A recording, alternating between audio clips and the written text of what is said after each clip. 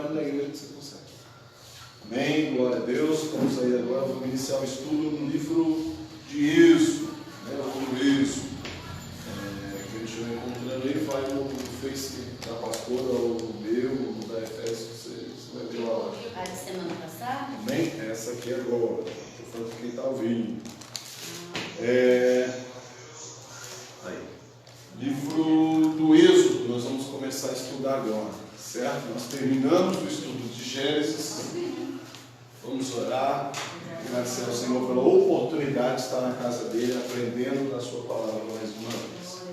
Soberano Deus, eterno Pai, Deus amado, Deus querido, nós te louvamos, Senhor, te engrandecemos pelo poder da tua palavra, por tudo que o Senhor tem feito, por tudo que o Senhor tem falado, ó Deus, na nossa vida, nos nossos corações, por tudo que o Senhor tem nos ensinado. Que a tua palavra, Senhor, ela venha de encontro com os nossos corações e produza o fruto, meu Deus, digno de arrependimento em nossos corações, que nós vamos crescer em graça, em poder, em autoridade, em sabedoria, Senhor, na tua presença, para a honra, glória e louvor do teu santo nome, ó Deus, através das nossas vidas.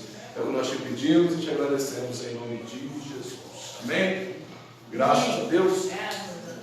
Vamos lá. Então hoje se inicia aí o estudo do livro do Êxodo. Ainda acerca lá de Gênesis, ficou alguma dúvida, alguma objeção acerca do livro de Gênesis? Alguma coisa que vocês acham que, não, pastor, acerca daquilo ali, o senhor não comentou, eu fiquei meio com dúvida, alguma coisa? A hora é essa.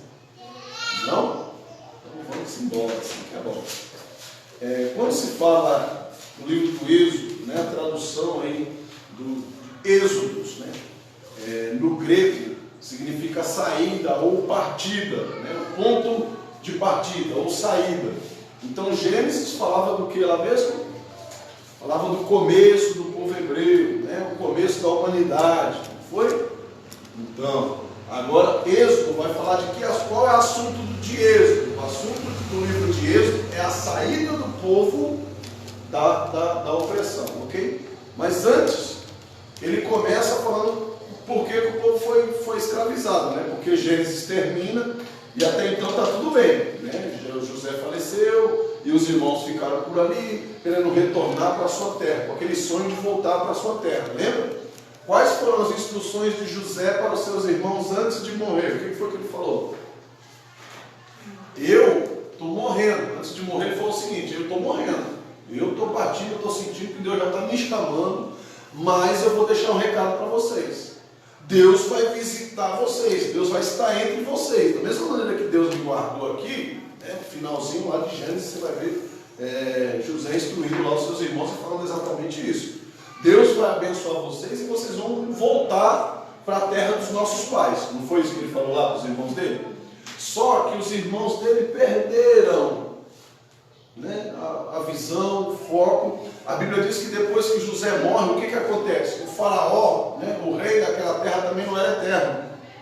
O faraó tinha uma dívida de gratidão com José, porque José ajudou a livrar o Egito da fome, lembra? Então agora ele se torna grato a José e manda ele trazer toda a sua família em sinal de gratidão para que eles ficassem por ali e crescessem, né, naquele lugar, e José pudesse cuidar da sua família, não foi? Só que esse faraó que ficou amigo de José morre. E olha como que começa o livro do Êxodo. Vai começar dizendo exatamente isso. Gênesis, Êxodo, segundo livro aí da sua Bíblia Sagrada. Começa lá falando dos descendentes de Jacó, né, que entre eles estava José, certo? Olha o que fala o versículo 8, do capítulo 1. Depois se levantou um novo rei sobre o Egito, que não conheceu José. Ele não conhecera José. Ele não sabia da história de José. Ele não sabia quem era José. E agora ele começa a governar. E ele começa a ver um povo estranho por aquela terra, um povo caminhando por lá, e de repente ele olha e diz: mas quem é esse povo diferente? Costumes diferentes, veste diferente. Quem é esse povo que anda no nosso meio? Ah, eles são os hebreus. Quem é os hebreus? Eu não sei, um povo que habita aí no nosso meio. Mas como assim esse povo que habita aí no nosso meio? E vive como se fosse um de nós? Não pode. casa, eles têm animais, eles têm riquezas, tanto quanto nós, não pode. Se eles não são do nosso povo, eles não têm direito de ter nada sobre essa terra aqui. E outra, a partir de agora, eles vão ser escravos. E a Bíblia diz que agora ele escraviza eles. Ok? Agora vamos lá. Não foi Deus que permitiu o povo ir para aquele lugar? Não foi o próprio Deus que preparou a vinda deles para ali? E por que será que agora Deus permite que eles fossem escravos, ou que eles fossem escravizados, que eles se tornassem escravos? Por que você acha que Deus veio a permitir isso? Eita, difícil, né, pastor? Até agora sim, vamos entender o porquê. A Bíblia diz que assim como o rei lá não conhecia José, esses descendentes de José aqui, ou dos irmãos dele, também não conheciam a Deus. Eles perderam a intimidade, o contato com Deus, a sua liberdade de cultuar e buscar o Senhor, e por conta disso, Deus agora preparou o quê? Deus preparou para eles essa escravidão aqui, para quê? Para que eles viessem novamente entender que eles eram separados. Porque o que Deus faz? Deus pega eles que já estavam misturados com o Egito, certo? Eles já estavam misturados, eles estavam vivendo como se fosse um deles, e foi exatamente isso que incomodou o rei. O que Deus faz? Eu entendo que quando Deus escraviza eles, o que Deus está fazendo? Separando eles novamente. Deus está dizendo para eles exatamente o seguinte: vocês são diferentes, vocês são separados, vocês não têm que se misturar coisa nenhuma. E para separar eles, Deus permite agora um cativeiro. Eita, pastor? Tem situações que Deus permite na nossa vida para nos livrar, para nos separar. Quando a gente não consegue fazer essa autosseparação, quando a gente não consegue sair de alguns ciclos que nos atrapalham a nossa comunhão com Deus, o próprio Deus se encarrega de fazer isso.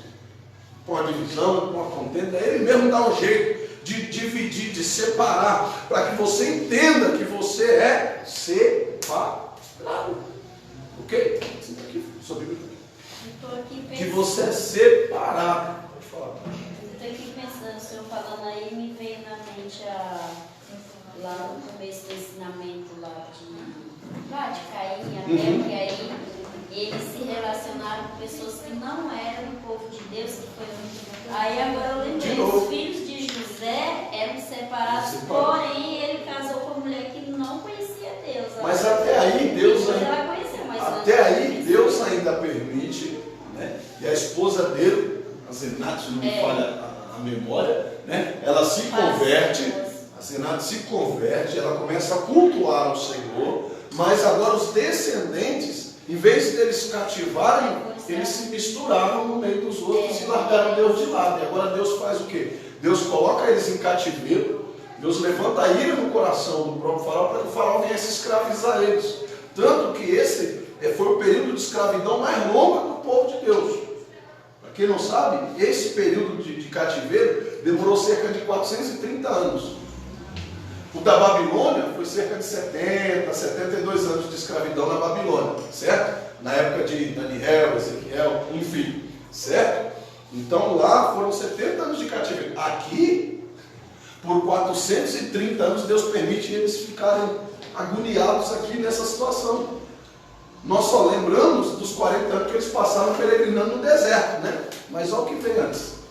Antes daquele período de peregrinação no deserto, eles passaram 430 anos aqui, debaixo do jugo de Faraó. Por quê? Porque do mesmo jeito que esse Faraó não conheceu José, eles não conheciam a Deus como deveriam. Então, Deus falou: então você não lembra de mim, não? Não, eu vou fazer esse Faraó também não saber quem é José. E aí vocês vão saber agora se separar, vocês vão se dividir. Se vocês não sabem se dividir por si só, se vocês não conseguem se separar do mundo, eu vou separar o mundo de vocês. Quer ver só? E agora Deus entra com providência e faz com que eles viessem ser apartados ali daquela situação, certo? Então, do capítulo 1 até o capítulo 11, vai se tratar do que, pastor? Vai se tratar da opressão do povo, ou quanto eles sofreram enquanto estavam no Egito, certo? Do capítulo 1 até o capítulo 11, ao meio do capítulo 11, vai tratar do quê, pastor? Vai tratar da opressão. Ou seja, quando se fala em opressão, a gente entende o quê? O sofrimento. Eles foram oprimidos, humilhados. Esse período de humilhação, esse período de humilhação que eles passaram aí, que Êxodo está relatando, essa humilhação eles passaram por conta do quê?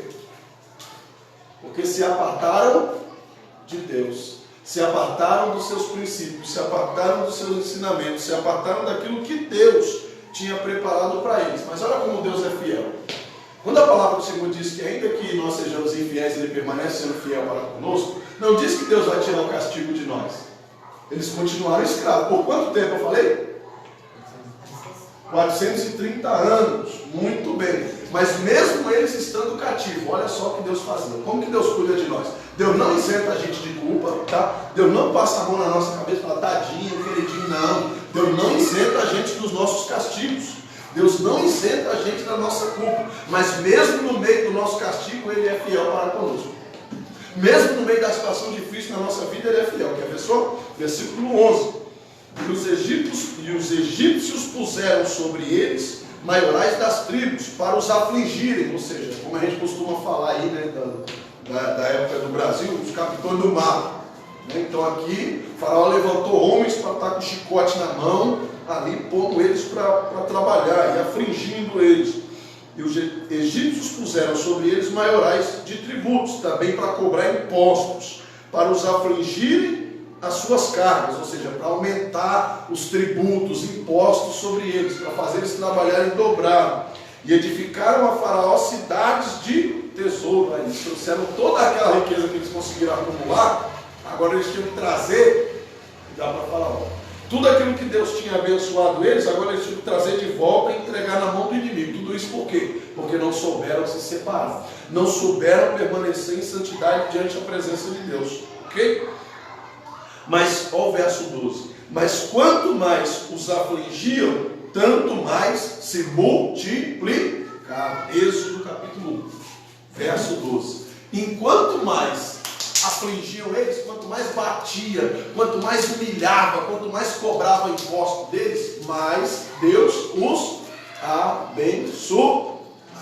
Está entendendo aí? Olha só a fidelidade de Deus. Deus tirou eles do cativeiro? Não. Deus tirou o chicote do inimigo de cima deles? Também não. Mas mesmo assim Deus os abençoava. E eles se multiplicavam e cresciam, né? E tinham filhos. Mas como? Quando a pessoa chega cansada do serviço, fustigada, porque a pessoa só quer dormir. Mas a Bíblia diz que eles eram tão maltratados, tão humilhados, ou seja, fisicamente eles não teriam condições de mais nada no final do dia. Mas mesmo assim Deus os abençoou para quê? Para que eles se multiplicassem ainda. E por conta disso a Bíblia diz que agora eles se multiplicavam tanto, eles cresciam tanto, que Faraó agora ficou com medo. Falou, se esse povo se rebelar, quem que vai segurar eles? Se eles decidirem ir embora, nós não temos força para dominar eles aqui, porque eles estão crescendo. E os faraós, você já viu os homens dos hebreus como que são? Homens fortes, homens parrudos, homens que a gente mata eles de trabalhar e no final do dia eles estão inteiros. Nós estamos cansados de castigar eles e no final do dia eles estão como? Estão inteiros, um pronto para outro. Né? Aqueles que fustigavam, que humilhavam, que massacravam, no final do dia estavam cansados. E os hebreus? Pronto para outro. Né? Glorificando a Deus ali, aprendendo de novo o caminho da busca e da entrega ao Senhor. E a Bíblia diz que nesse período, nós entramos agora aqui no capítulo 2, tá? Vamos lá, no capítulo 1, antes de entrar no capítulo 2, eu falei que ele se multiplicava e crescia, né? Faraó agora ele vê isso e ele se incomoda, dizendo, se esse povo falar, não, nós vamos ficar mais aqui, eles vão embora e vão levar tudo que é nosso com eles. Então vamos fazer o seguinte, vamos começar a matar os meninos, porque, né, os meninos machos, porque esses que podem se rebelar, esses podem se tornar um grande exército amanhã, então a gente vai acabar com eles quando? Hoje. É aquilo que a gente estava falando na reunião, né? Você acha que o inimigo vai se levantar contra você quando você for um pastor? Quando você for um presbítero? Um diácono? Também, mas não só nesse momento. Ele vai começar bem antes, quando você ainda estiver tomando leitinho, que é para quê? Porque é mais fácil matar o quê? Um soldado ou uma criança?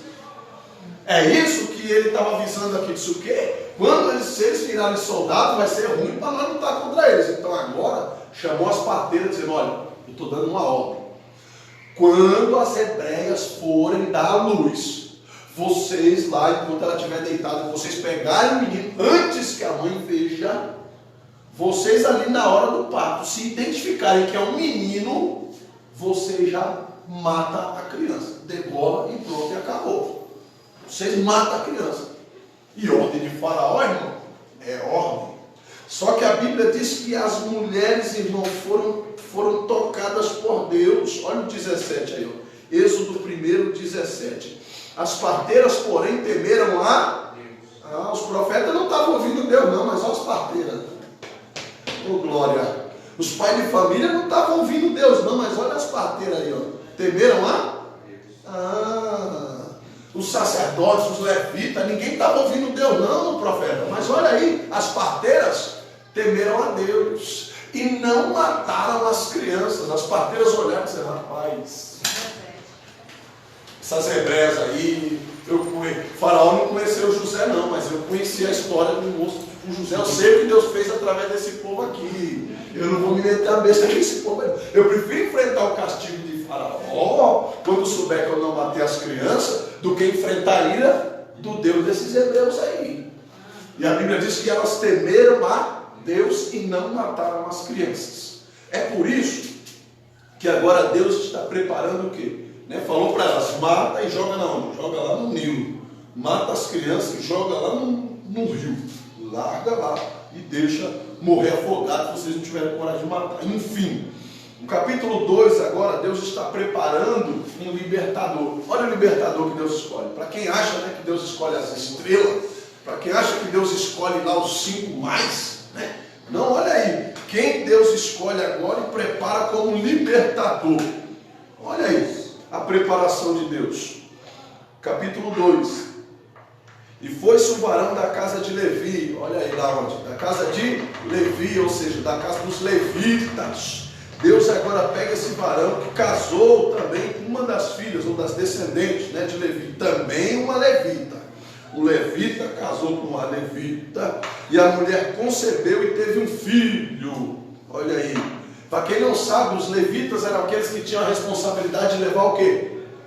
A arca, a presença de Deus, a arca que identificava a presença de Deus. Olha o que Deus está fazendo, você está entendendo? Deus agora pega um levita, que casa com uma levita, e eles têm um filho. Que filho é esse? Um levitinha.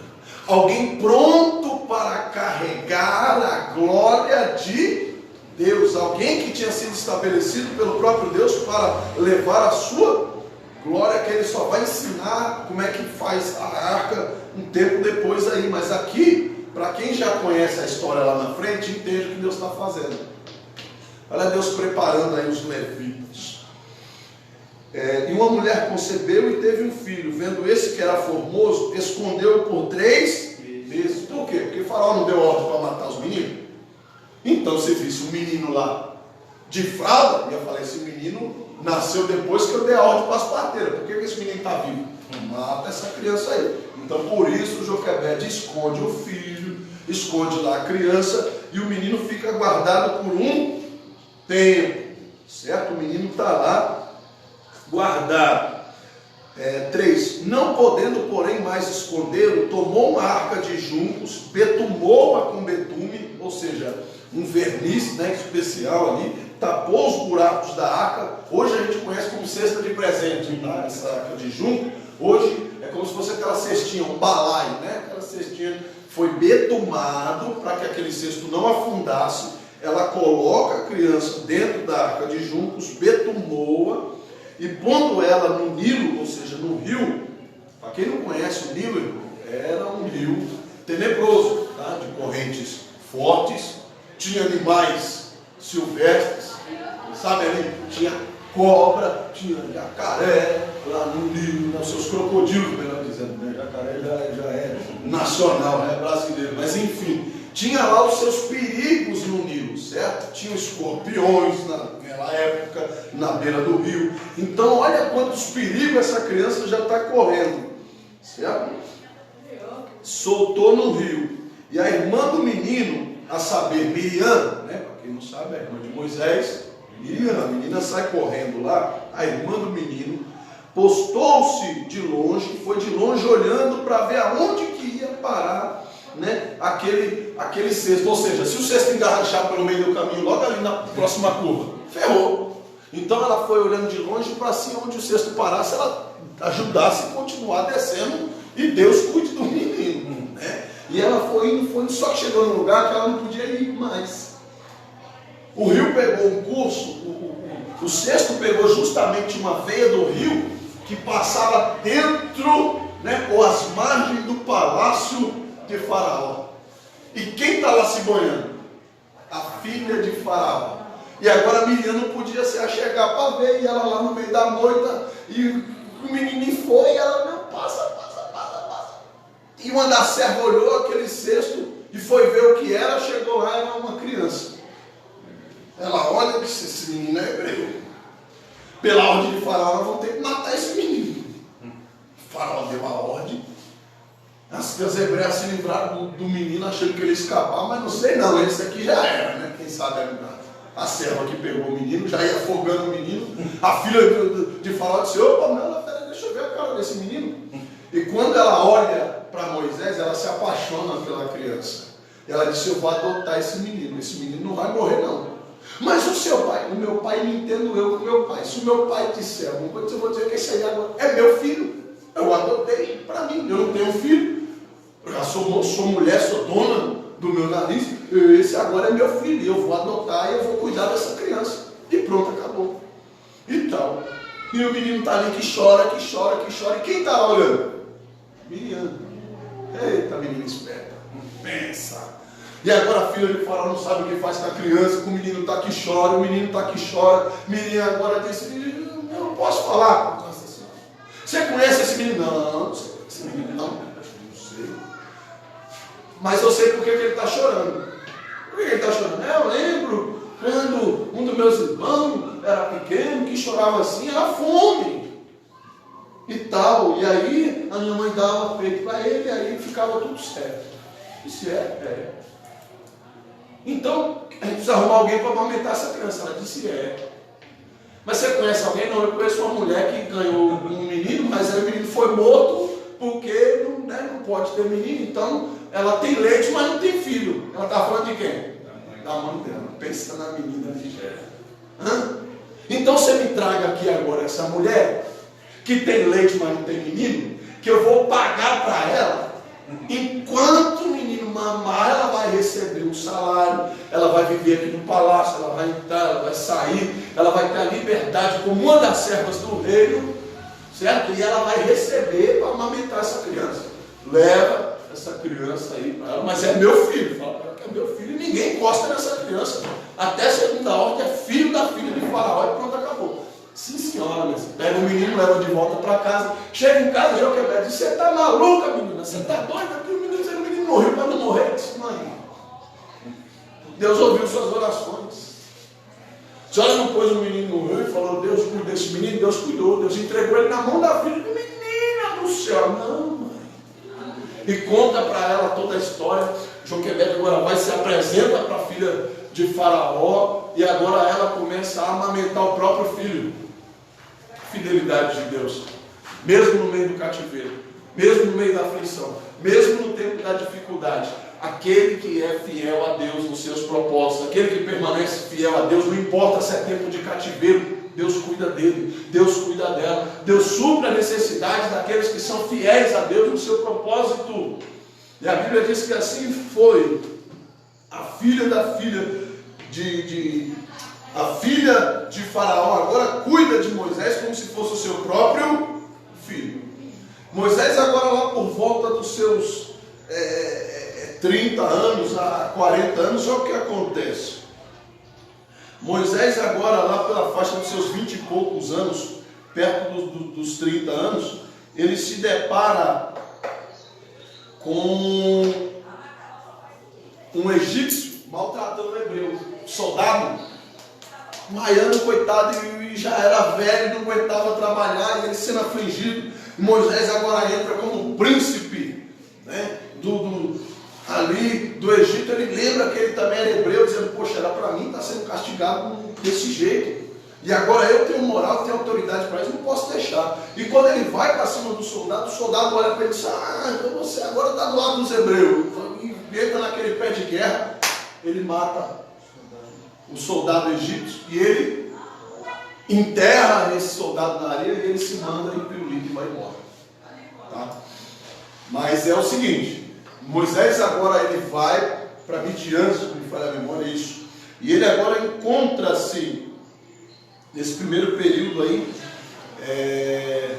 com a sua esposa, a partir do capítulo a partir do capítulo 2 aí, é a fuga dele já, e a partir do verso 11, ele foge.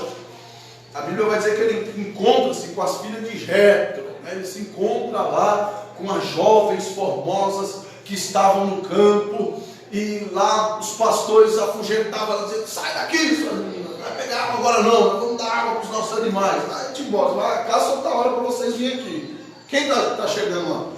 Moisés, cheio de mar, tinha acabado de matar o egípcio. Falou para os pastores: vocês não têm educação não? Se a mãe de vocês não ensinou educação para vocês, eu vou ensinar educação para vocês agora. As moças não estavam aí no poço já pegando água, então agora vocês vão esperar elas pegar água, dar água para os animais dela, e só depois vocês vão encostar no poço. Quer saber de uma? Eu mesmo vou tirar água agora, eu vou para elas e quero ver quem é que vai me impedir de tirar água aí desse poço na vez delas, porque a vez é delas. Enfim, foi lá, tirou água, entregou para as moças, e as moças vão-se embora para casa. Quando elas chegam em casa e contam para o pai a história, o pai: cadê esse moço? Cadê esse? Quem é esse rapaz? Quem é esse homem que fez uma coisa? Vocês deixaram o homem escapar? É isso que o pai delas pergunta para elas aí, né? Poxa, o que aconteceu? Vocês deixaram? 7 filhas o homem tinha.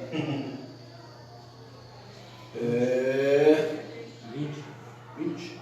E disse às suas filhas: onde está ele? E por que deixaste o homem? Por que vocês deixaram o homem ter-se embora? Vocês estão doidos?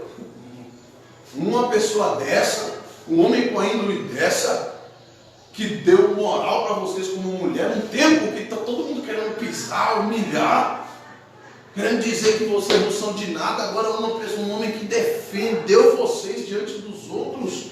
Você não podia ter deixado o homem desse escapar, não. Uma de vocês vai ter que casar com ele, porque não posso perder uma oportunidade dessa não. Porque um homem com uma qualidade dessa, minha filha, a gente não acha em qualquer lugar por aí não. Pelo menos uma de vocês vai ter que ser bem sucedida na vida. E ele pega agora uma das suas filhas e dá a ele por esposa, né? Zípora, né? E Moisés consentiu em morar com aquele homem. E ele deu a Moisés sua filha Zípora, a qual teve um filho e chamou seu nome Gerson, porque disse: peregrino fui eu em terra estranha. Certo? Então, nesse contexto, quando a gente fala agora que Moisés ele é peregrino aqui, e Deus, quando vai chamar Moisés, daqui a pouco nós vemos Deus chamar Moisés por meio da sarça, é aí que muita gente se confunde. Que quando Deus chama ele fala: eu não sei falar, e as pessoas falam assim: porque Moisés era analfabeto. Moisés só foi analfabeto dentro daquele cesto, enquanto ele era criança. Moisés, enquanto ele era bebê ali naquele cesto, a partir do momento que ele foi adotado pela filha de Faraó, ele foi criado como filho dela, como neto de Faraó. Então ele teve toda a instrução, todo o ensinamento, certo? Então, em nome de Jesus, eu já disse isso para vocês algumas vezes: nunca diga que Moisés era analfabeto, porque Moisés não era analfabeto. Quando ele fala para Deus o seguinte: Senhor, eu não sei falar. O que foi que ele está falando ali? Eu já expliquei isso para vocês. Ele não tinha paciência? Que ele não ia ter paciência, porque aquele rei de Faraó que estava governando lá agora, não era, quando Deus manda ele ir, não era mais o pai, né? Não era mais lá o Senhor. Mas quem reinava naquele tempo era Ramsés, era o filho do próprio faraó, que tinha crescido junto com ele, tinha lutado tete a tete. Se eu for chegar lá para dar um recado para Ramsés, ele vai querer meter bronca para cima de mim, que nem sempre foi. E eu não vou dar apoio para ele, eu não vou dar moral para ele. Se ele vier para Senhor, se ele vier para cima de mim, a madeira vai me pegar. Eu não sei falar, não sei falar amavelmente. Ele vai querer tirar onda com a minha cara. Eu vou. Deus falou com ele: eu não quero confusão, Moisés. Então, em nome de Jesus, você fica quieto. Se você não tiver paciência para falar, você se cala e deixe que Arão, o seu irmão, fale por você. Porque Moisés tinha, dois irmãos, Miriam e Arão. Então Deus ordena que ele levasse o seu irmão para falar por ele. Então Moisés não era ignorante, que nem muita gente fala por aí que Moisés era analfabeto. Moisés não era analfabeto, certo? Apesar de que era ignorante, era Arão, né? Depois de algum tempo, a gente entende que o ignorante, de entendimento era Arão, que não teve as mesmas instruções que Moisés, não teve a mesma qualidade de ensinamento de Moisés, porque Arão foi criado como? Como escravo, certo? Foi criado carregando tijolos, então a situação era totalmente contrária. Então, como alguém que chegou naquela terra como escravo, Arão foi mais devagarzinho para falar com o faraó, dizendo: se eu levar bronca com esse cara aí, o cara me chicoteou a vida toda, eu vou levantar a voz para ele vai pegar ele de novo aqui, então vamos devagarzinho. Mas enfim, antes de chegar esse momento aí, Moisés ele foge. Quantos anos eu falei que Moisés fugiu lá? Estava quase 40 anos, Ele estava com 30 e poucos anos quando ele mata lá o Egito. 40 anos, em média ali, é quando ele foge. Ele matou o Egito, foi lá e se casa com Zípora. Deus só apareceu para ele 40 anos mais tarde. Então Moisés tem quantos anos agora? 80 anos, tá? Então Deus agora, quando aparece na sarça, pegando fogo, Deus não está falando com nenhum meninão de 20 anos para dizer que vai buscar o povo. Está entendendo? Deus está falando agora com o senhor de 80 anos que estava lá apacentando as ovelhas do seu sogro. E agora Deus aparece para ele, certo? É isso aí? Isso, olha lá, capítulo 3. E apacentava Moisés o rebanho de Jetro, seu sogro, capítulo 3, sacerdote em Midian, e levou o rebanho atrás do deserto, e veio ao monte de Deus, a Horebe. Onde ele foi levar as ovelhas para apacentar? Em Horebe. Ele foi orar? Não. Ele foi falar com Deus? Não, mas Deus queria falar com ele. Ele foi levar simplesmente as ovelhas para apacentar. E apareceu-lhe o anjo do Senhor em uma chama. O anjo do Senhor não é um anjo qualquer. Da Bíblia fala o anjo Gabriel. Da Bíblia fala o anjo fulano, é o anjo fulano. Da Bíblia fala o anjo Miguel, é o anjo Miguel. Agora, quando a Bíblia fala o anjo do Senhor, é uma pessoa que nós conhecemos muito bem, que aqui está apresentada no Velho Testamento, mas ainda não se revelou aos homens. Quem é o anjo do Senhor? Jesus. Todas as vezes que no Velho Testamento a Bíblia fala de anjo do Senhor, a Bíblia está falando de quem? De Jesus. Quando é qualquer outro anjo, a Bíblia identifica. É um querubim, é um serafim. Olha, é Gabriel, é Miguel, entendeu? Aqui, quando vai aparecer para Josué lá na frente, o anjo do Senhor veio diante de mim, eu tremi na base. Quem que era? Jesus Cristo, certo? Grave bem isso aí na sua memória. E apareceu-lhe o anjo do Senhor em uma chama de fogo, no meio de uma sarça, e olhou, e eis que a sarça ardia no fogo, e a sarça não se... Então, o interessante não era a sarça ardendo no fogo, porque sarça pegar fogo no deserto era normal, ok? Até hoje a gente vê aí incêndios que são provocados pelo calor do sol, É provado, recentemente mesmo teve incêndios aí fora do país, na Austrália, se não me falha a memória, que foi ocasionado pelo calor, Então, aqui sarça pegar fogo era normal. O que não era normal era se consumir. Para quem nunca teve a oportunidade de tocar numa sarça, é uma plantazinha muito frágil. Tá? Nós temos uma similar no Brasil hoje, que você encosta nela, ela se fecha, né? Ela murcha, ou se desmancha, certo? Mas essa daqui era exatamente nesse princípio. Então, era uma sarça que, pelo simples fato de ventar forte, ela desmanchava, ela perdia as suas folhas. E agora Moisés olha e tem uma sarça pegando fogo e não se consome. E isso chama a atenção de Moisés. E agora ele consegue entender que era o próprio Deus que estava falando com ele. Por que Deus faz isso? Porque ele não foi lá para falar com Deus. E Deus precisava chamar a atenção dele. E você está esperando Deus incendiar o quê? Para você entender que ele está falando com você.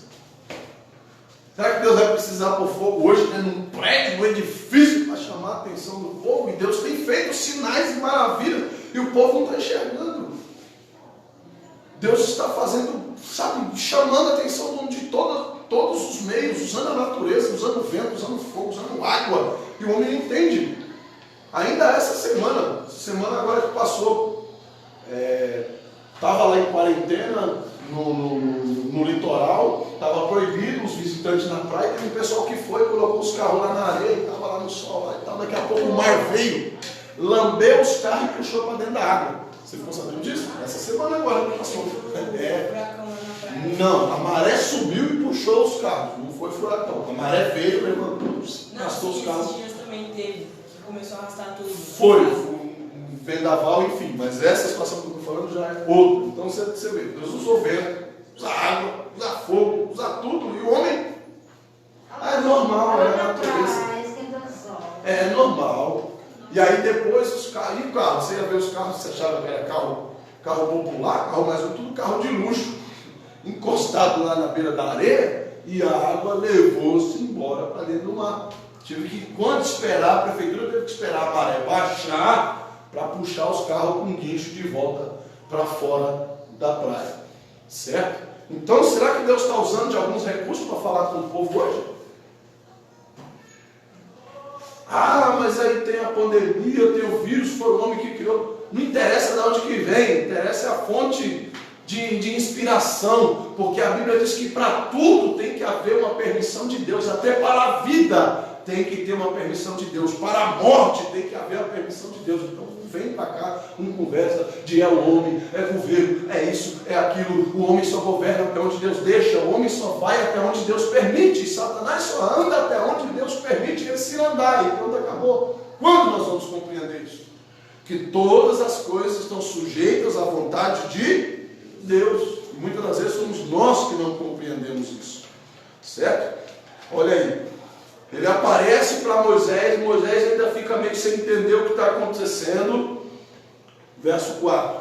E vendo o Senhor que virava para não ver, quando ele viu a sarça pegando fogo, o anjo dele falou: vou morrer. O quê? Você é doido? Tenho eu condições de encontrar com Deus? Estou fora. Eu vou matar aqui nesse negócio.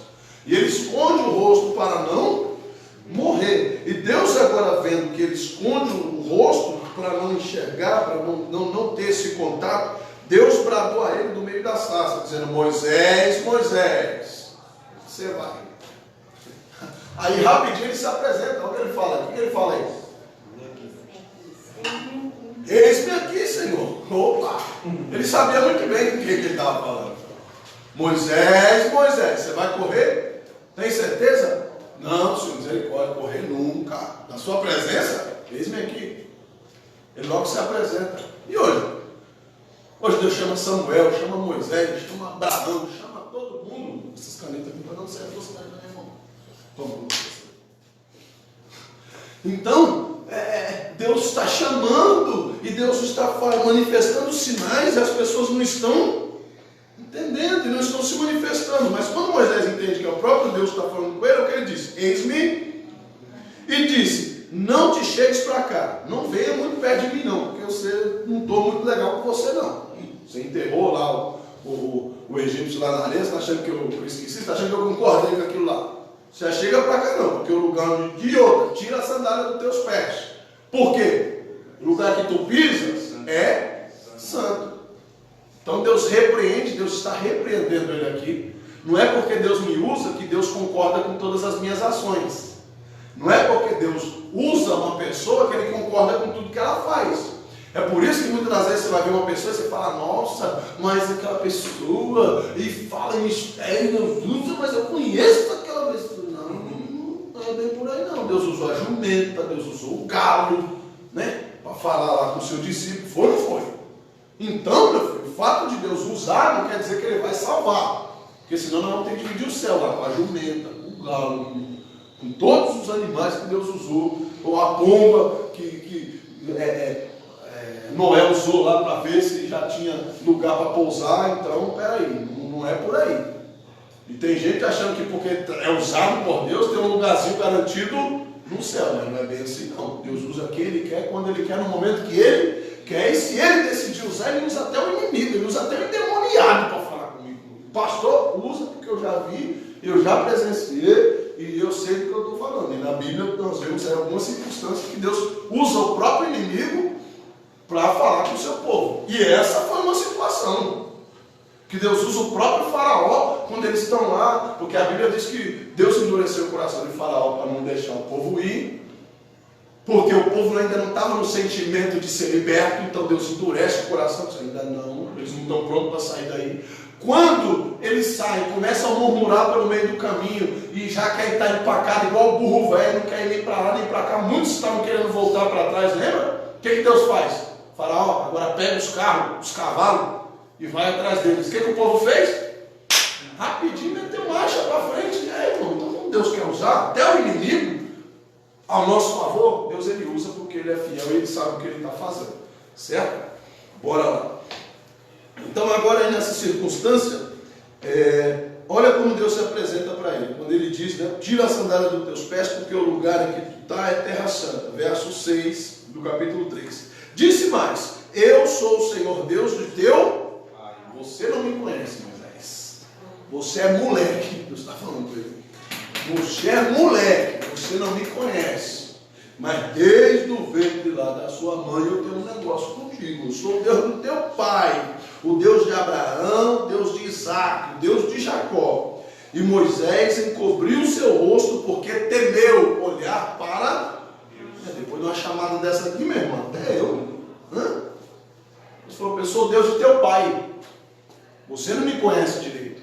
Você não tem intimidade suficiente comigo. Quando você passou a aflição lá no Egito, você não clamou a mim. Você foi lá e matou o egípcio. Você não tem agido como servo meu. E Deus agora põe Moisés exatamente no seu lugar. E Moisés agora está se entendendo que o negócio com Deus é mais embaixo. Ele cobre o rosto. E disse o Senhor, tenho visto atentamente a aflição do meu. O negócio de Deus não era com Moisés. Deus não está falando para ele aqui, eu te escolhi porque você é o melhor. Está entendendo? Deus repreende ele. Deus não está falando para ele, eu estou escolhendo você porque você é o cara. Não. Eu estou vendo a aflição do meu povo. E o único que está fora daquela situação é quem? Moisés, porque ele tinha fugido de lá. Então quem que Deus vai usar? Moisés. Então Deus não escolhe Moisés porque ele era melhor do que os outros. Deus escolhe Moisés porque ele estava no lugar certo, na hora certa, e estava favorável para Deus usar. E já era o plano de Deus usar Moisés para libertar o povo. Talvez não desse jeito, porque não era plano de Deus ele matar o egípcio. Talvez se ele tivesse crescido dentro lá do palácio de Faraó, Deus ia, e permanecido lá, Deus ia criar uma outra situação para que ele pudesse libertar o povo. Quem sabe ele teria se tornado o próprio Faraó, porque tinha potencial para isso. E como filho da filha de Faraó, ele tinha o direito também de concorrer ao trono. Quem sabe ele ia ter que lutar lá com Ramsés até a morte, um dos dois perder, para governar. E quem você acha que Deus ia favorecer? Moisés. Deus ia criar uma situação. Mas por conta que ele foi, correu e se escondeu e foi e tal, demorou um pouco mais e acabou atrasando até a liberdade dos demais. Está entendendo? É a mesma conversa lá de Jonas. Por causa de um rebelde, todos perecem. Porque talvez Moisés não permaneceu da maneira que era para ele permanecer, por anos, pessoas continuaram sofrendo naquela circunstância. Quem sabe o cativeiro não tinha durado 430 anos, tinha durado só 400, era 30 anos a menos do que era a idade dele quando ele saiu de lá. Quem sabe era esse o propósito de Deus na vida dele, não sabemos, mas enfim, olha a circunstância que Deus coloca no seu povo.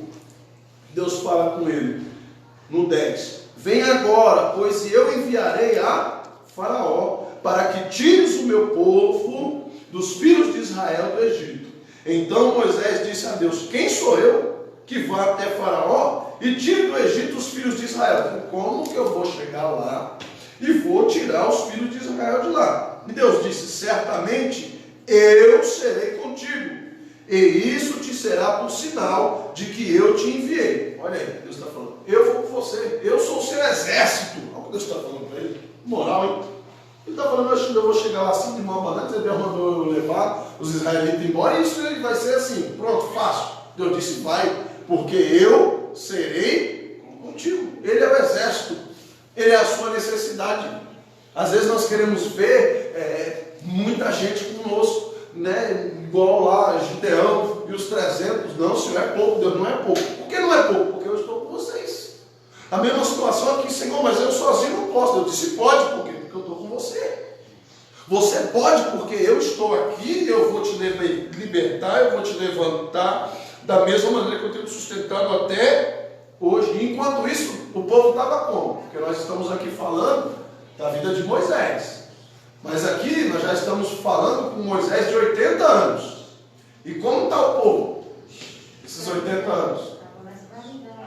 Ainda estavam escravos, debaixo de açoite, apanhando, trabalhando dobrado, pagando impostos absurdos, ok? Então, enquanto isso, o povo está lá sendo maiado. Verso 13: então disse Moisés a Deus: eis que quando vieram os filhos de Israel, lhes disseram: o Deus de vossos pais Olha aí Deus falando: o que você vai falar para eles? Essa chamada de atenção que eu te dei, Moisés, você vai transferir para eles. Você vai chegar lá e dizer que eles não me conhecem, porque eles vão perguntar: que Deus foi que te enviou? Porque eles já estão com o coração contaminado, eles não me conhecem mais, eles não sabem quem sou eu.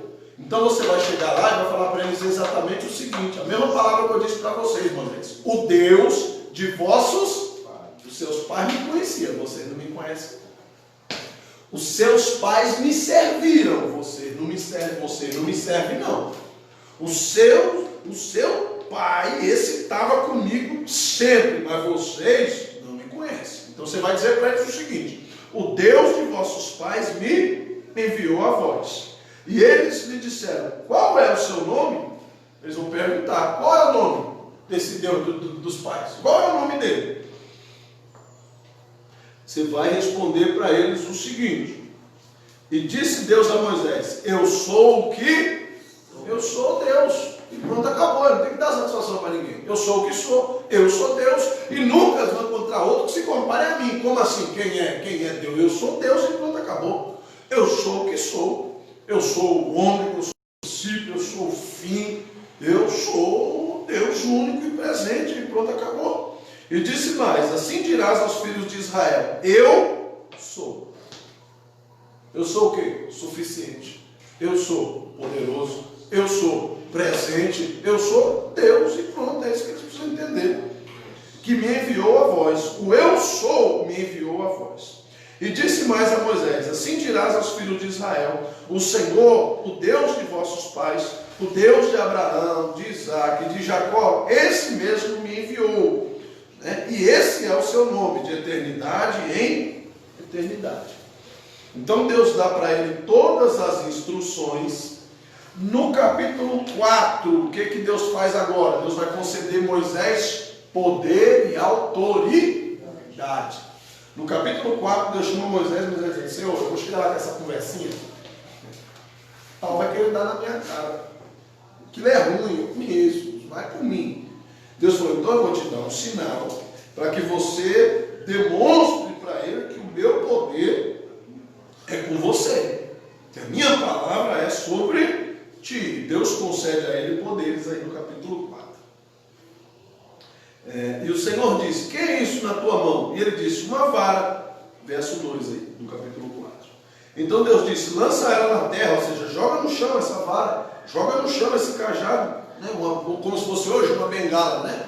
Joga no chão aí. E ele jogou e tornou-se numa cobra, e virou uma serpente. Quando ele jogou aquela bengala no chão, ela se tornou, virou uma cobra. E Moisés saiu correndo, cara, falou, o que é isso? Não sai para lá. Né? Ele sai correndo daquela serpente ali, aquela situação. Deus olha para ele e diz, Moisés, larga de ser fresco. Pega agora essa serpente aí pela cauda, pega ela pela cauda. Quando Moisés pega, ela vira novamente um cajado na sua mão. Então agora, Deus confirmou para ele, né? Verso 5, ó, para que creiam que te apareceu o Senhor, o Deus de seus pais, o Deus de Abraão, o Deus de Isaac, Deus de Jacó, e disse-lhe mais o Senhor, mete agora a mão no peito. E ele colocou a mão por dentro assim da veste. Quando ele coloca a mão por dentro da veste e ele tira, a mão dele estava podre, a mão dele estava leprosa, fedendo, se acabando. Ele, Deus, mas como Deus fez comigo? Deus, os que me escolheram faz comigo. Deus disse, Moisés, calma, torna a colocar a mão novamente no seu peito. E ele pensa, uma coisa é pôr a mão sadia, sã, bonitinha, cheirosa. Agora, a mão leprosa, podre, fedendo. Ele olha, mas Deus está mandando, ele põe a mão para dentro e coloca, Deus fala, agora tira. E quando ele tira a mão de dentro, a mão está perfeita novamente. A mão dele está sarada, sem nenhuma chaga, sem nenhuma enfermidade. Ele fala para ele, o que mais você quer que eu faça para você entender que eu sou com você, e que eu vou com você nessa viagem, que eu estou junto com você, e pronto, acabou. Olha lá o verso 7. E ele tornara a meter a mão no peito e tornou, né, a mão de volta lá. Depois tirou a mão do peito e eis que se tornara como a sua outra carne, ou seja, estava igualzinho a outra mão, sem nenhuma avaria e sem nenhum problema de chaga na sua mão, certo? E acontecera que eles não crerem, nem ouvirem a voz do primeiro sinal, crerão a voz do derradeiro sinal. Se acontecer que ainda não creiam a esses dois sinais, nem ouçam a sua voz, tornarás as águas do rio e as derramarás na terra seca. E as águas que tomaram do rio tornar-se-ão em sangue sobre a terra seca. Então, disse Moisés ao Senhor, Senhor, eu não sou homem eloquente. Aí já começa a arrumar desculpa, né? Deus falou, você vai mostrar esses sinais que você fez aqui, você vai jogar lá a vara no chão, ela vai se tornar copo, você pega, eles vão ficar impressionados, Deus mandou Moisés mesmo para libertar a gente e tal. Agora Moisés, se eles não crerem, você mostra o sinal da mão, diz, então olha muito bem para a minha mão, pega aqui, aperta, aí olha, tá vendo, né? Vocês sabem que Deus me enviou, meu Deus, sai, ele está leproso, volta a mão lá, olha, Deus usa ele mesmo, vamos lá falar com o faraó, que agora ele não segura mais nós. Ele queria empolgar o povo a motivar a libertação, mas aí ele diz, mas pode ser que eles ainda não creiam. Eu disse, então você vai lá, pega a água do rio, pega a água lá no pote, e a água que você tirou do rio limpa, você mostra para todo mundo, tá vendo? Bebe aí da água aí, tá boa essa água? Tá. É água mesmo? Joga no chão lá na terra seca, quando a água espalhasse no chão, ela ia cair no chão como se fosse sangue. Aí eles vão saber que foi eu que te enviei. Pronto, acabou. E chega de sinal também que esse povo não é possível que com esses 3 sinais eles não vão crer que, né, eu estou com você aí. Então vamos lá. E Deus agora fala para ele, certo, Moisés? Ele disse, não, eu não sou eloquente, Senhor. Eu não tenho paciência para conversar com o faraó. Eu não tenho, só de falar que eu vou estar diante de um egípcio, a minha carne treme. Já me dá vontade de chumbar ele na bala. Não vai dar certo. Aí é nesse momento que Deus pega e fala para ele, então você pega, chama lá o seu irmão Arão, e o seu irmão Arão vai ser sua boca. Aí ele vai falar por você. Você vai dizer para ele, olha, a instrução de Deus é essa. E ele vai lá e fala com o faraó. Você fala, a instrução de Deus é aquela. E aí ele vai e pronuncia a faraó. É isso que acontece lá no 18. Então foi-se Moisés e voltou para Jetro, seu sogro, e disse, eu irei agora e tornarei aos meus irmãos que estão no Egito, para ver se ainda vivem. Disse, pois, a Jetro a Moisés: vai em paz. Disse também o Senhor a Moisés em Midian: vai e volta para o Egito, porque todos os que buscavam a tua alma morreram. Sabe aqueles caras lá, Moisés, que estavam perseguindo você porque você matou o egípcio lá, que estavam na sua bota para te matar, por isso que você fugiu? Então, vai em paz, porque aqueles lá já desceram a sepultura. Aqueles que buscavam a sua morte não vivem mais. Então você vai tranquilo, porque a sua viagem vai ser em paz. Moisés agora toca o barco, modo de dizer, não foi naufragando, mas enfim, ele mete marcha lá de volta para o Egito. E agora o que acontece? Lá no capítulo 5, Moisés e Arão falam com Faraó. O primeiro encontro de Moisés com Faraó, aí é o capítulo 5. E depois foram Moisés e Arão e disseram a Faraó: assim diz o Senhor Deus de Israel: deixa ir o meu povo, para que me celebre uma festa no deserto. Deus falou assim: deixa o meu povo ir, porque o meu povo vai celebrar uma festa para mim no deserto. Escravo, irmão, como que vai fazer festa no deserto? Como que viaja? Não pode, não. E a Bíblia diz que Faraó aí já coloca uma objeção. Olha o que o Faraó fala no verso 2. Mas Faraó diz: quem é o Senhor? Quem é esse Deus? Quem é o Senhor cuja voz eu ouvirei para deixar ir Israel? Não conheço o Senhor, nem tampouco deixarei ir Israel. Eu não conheço esse Deus. Esse povo não sai daqui, porque eu tenho autoridade para deixar eles presos aqui. Então, quem é esse Deus aí que você está falando? Não conheço. Tirando um barato para a cara de Moisés. Está explicado por que Moisés fala aquilo para Deus, né? Senhor, esse cabra não é fácil. Eu conheço esse camarada aí. Eu quero tirar isso da minha cara. E não foi errado. Exatamente o que Faraó está. Quem é esse Deus? Conheço. Quando ele gritar aí, talvez eu escuto. Não estou ouvindo. Então, quem é esse deixar o povo ir? Quem você acha que é? Quem é esse seu Deus? Ele começa a ficar de tiração. Eles então disseram: o Deus dos hebreus nos encontrou, porquanto deixa-nos agora ir no caminho 3 dias ao deserto, para que ofereçamos sacrifício ao Senhor, e ele não venha sobre nós com pestilência e com a espada. Diz: olha, deixa o povo ir 3 dias assim só, lá, festeja e volta. O povo ia voltar? Não. Mas Moisés, numa situação de manter a paz, disse: olha, deixa ele ir, porque nós vamos celebrar lá e tal, e depois a gente volta, tudo certo, porque senão esse Deus vai ganhar praga e o negócio vai ficar ruim para o seu lado. Tá? Aí o que ele diz? Ele olha e fala: não, de jeito de maneira. Como que é? Praga? Que Deus é esse que pode enviar peste, enviar praga para cá? Então disse-lhes o rei do Egito, Moisés e Arão: por que fazeis cessar o povo das suas obras e as vossas chagas? E disse também Faraó: eis que o povo da terra já é muito, e vós os fazeis abundar em suas carnes. O povo já está crescendo, o povo está se multiplicando. O que mais vocês querem?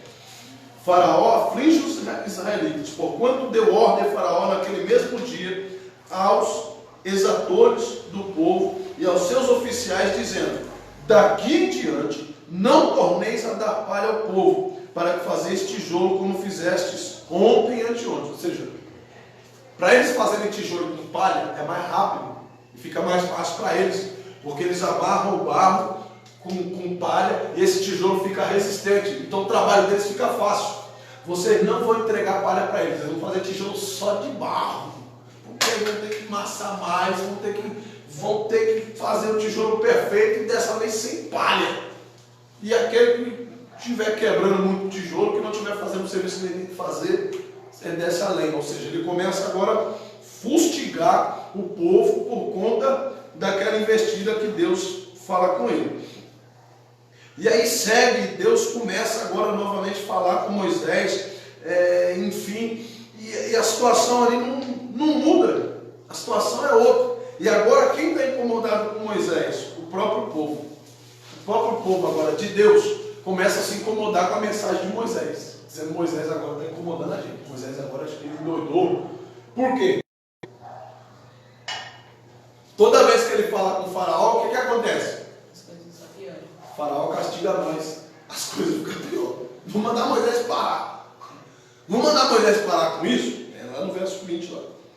Eles fazem uma reunião e dizem, não, vamos mandar Moisés parar com esse negócio. Não está dando certo ele falar com o faraó. Toda vez que ele fala com o faraó, vem um castigo novo para nós. Porque esse da palha aqui, que eu falei para vocês, foi só o primeiro.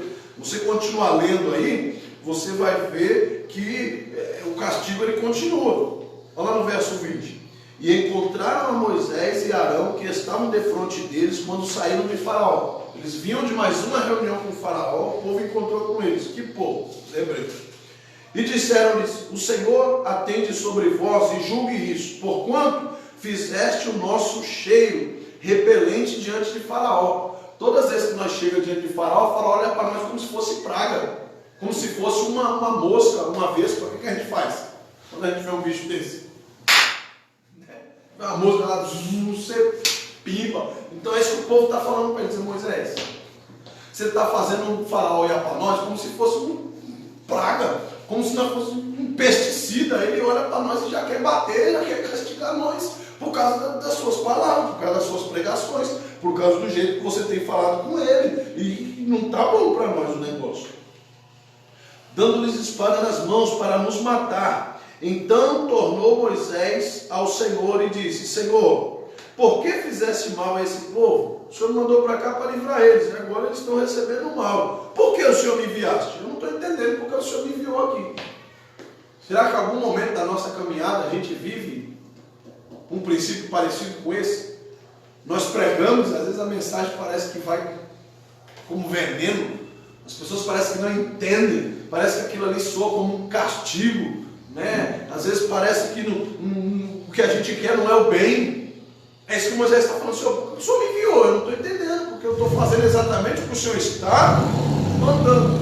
E o castigo do povo só está ao mim, porque desde que enviei a Faraó para falar em seu nome, ele maltratou a esse povo, e de nenhuma maneira livrasse o seu povo. O Senhor falou que ia livrar, o Senhor ainda não livrou, e todas as vezes que eu vou a Faraó falar com ele, ele manda um castigo novo aí para o povo. Olha a resposta de Deus no capítulo 6. Então disse o Senhor a Moisés, agora verás o que hei de fazer a Faraó, porque não, por mão poderosa, e vai os deixar ir. Sim, por uma mão poderosa os lançará da sua terra. Ele mesmo vai pôr o povo para fora. E Deus promete aí livrar o seu povo.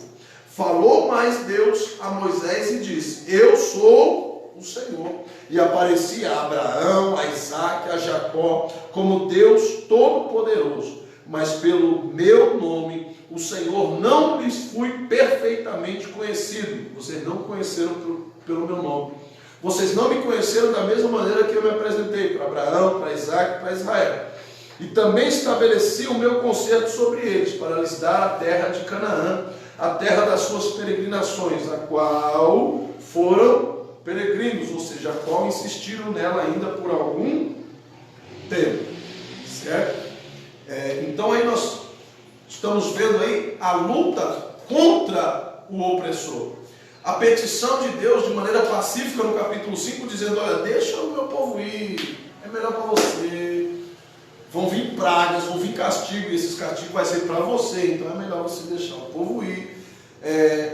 Faraó, tópico 8, Faraó responde com uma perseguição tirânica, ele se levanta e diz, não, eu que mando aqui na bagaça, e o povo não vai sair.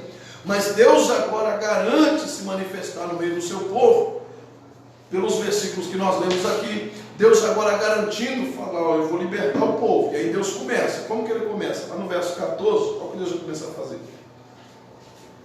Deus fala com eles, vocês vão lá falar com o Faraó de novo, mas agora a conversa vai mudar.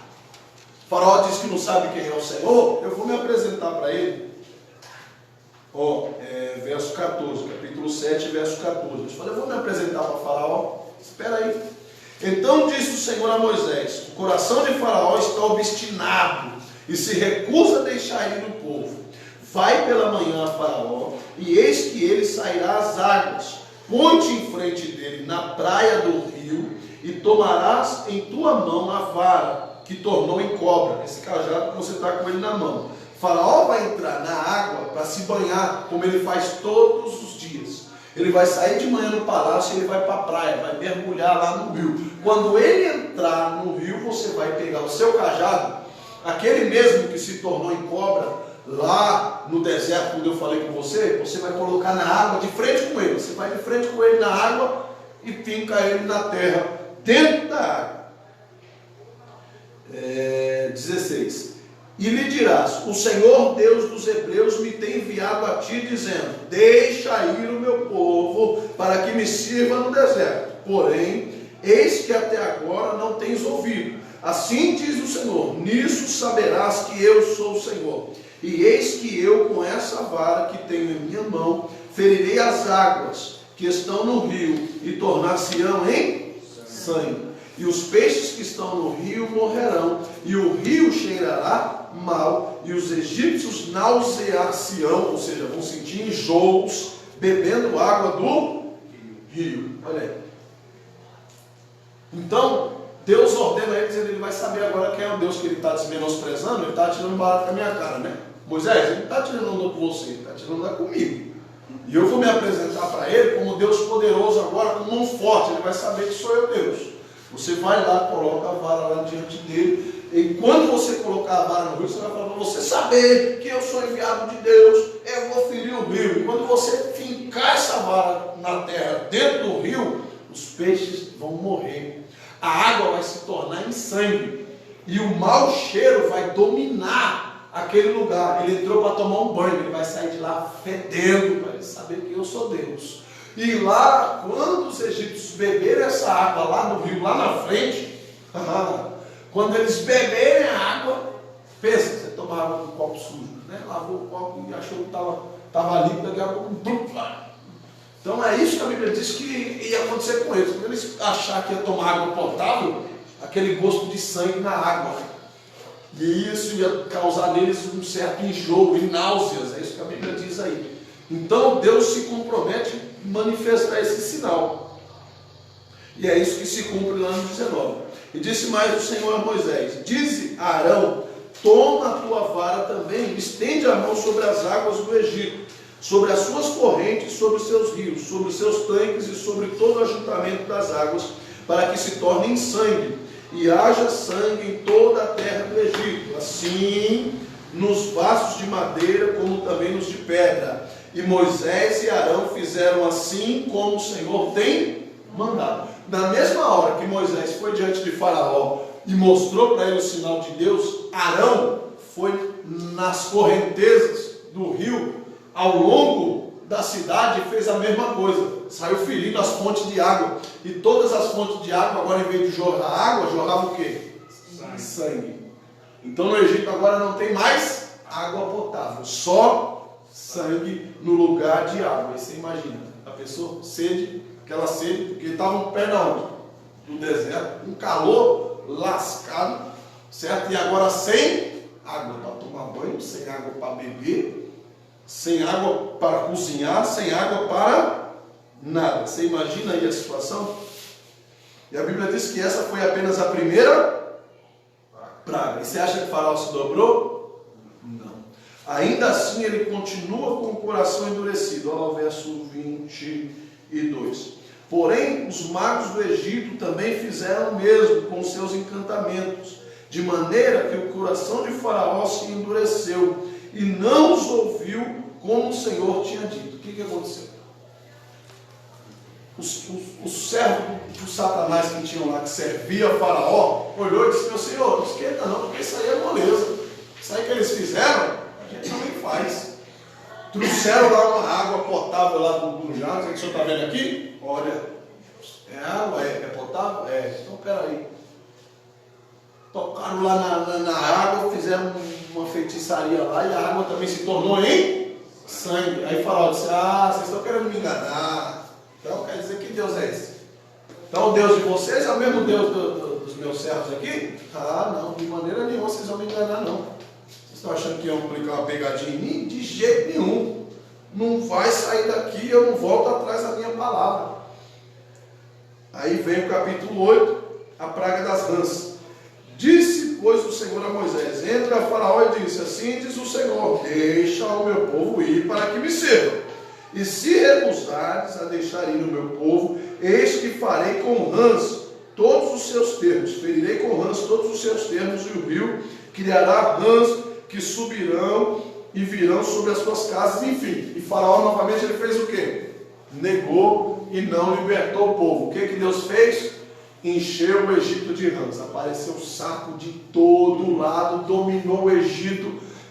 Aquele negócio subia na mesa, subia nas camas. Quem já teve o prazer aqui de dormir no interior e escutar um sapo coachando no meio da noite lá, fazendo aquele barulho que não te deixa dormir? né?